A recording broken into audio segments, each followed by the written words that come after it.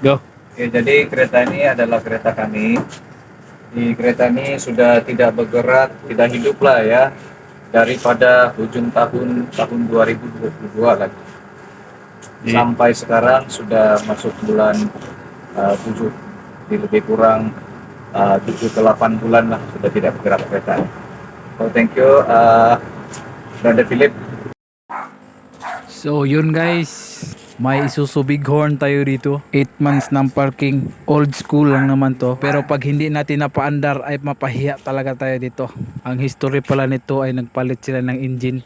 Pero hindi na nila napaandar ulit. Pero susubukan pa rin natin. Baka makachamba tayo dito. Tulad ni Mats Mechanic ay baka dito lang rin uusok ang baril ng may-ari nito. Pulis rin kasi yung may-ari nito. Try muna natin i-start guys. Troubleshooting muna tayo dito. Baka tayo yung gawing shooting ng may-ari. Baka i-firing squad tayo dito.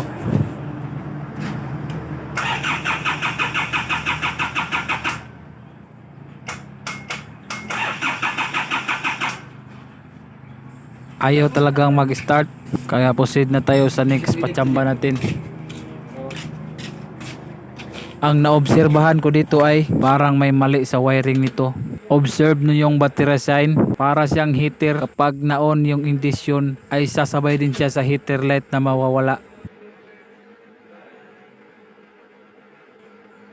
Kaya pala sumasabay siya sa heater dahil ang cut out ng fuel pump at indicator light ng alternator na connect sa timer relay ng glue plug. Kaya kapag nag-off na yung timer ng glue plug ay namamatay rin yung sa cut off ng fuel pump at saka naging shorted ang indicator light ng alternator. At sa palagay ko guys ay natamaan rin yung alternator nito. May problema tayo dito sa charging system. Dito ay nasolve na natin yung hard starting. Siguro aandar na to dito. Lilipat na naman tayo sa alternator. Try nating i-service ng alternator nito guys. Baka madala pa ito sa repair. May sira kasi siyang alternator. I-try nating i-repair. Baka matsambahan rin natin to. Doble bayad ng may-ari nito. Hindi ko na pala ipinakita ang pag-repair ng alternator guys. Kasi may video na naman ako dyan. 4GG2 rin yung engine. Oke, jadi kereta ini adalah kereta kami. Di kereta ini sudah tidak bergerak, tidak hidup lah ya, daripada ujung tahun 2022 lagi. Sampai sekarang sudah masuk bulan 7, jadi lebih kurang 7 ke 8 bulan lah sudah tidak bergerak kereta.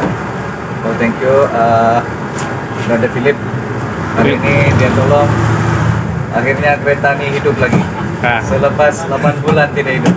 Thank you. Welcome.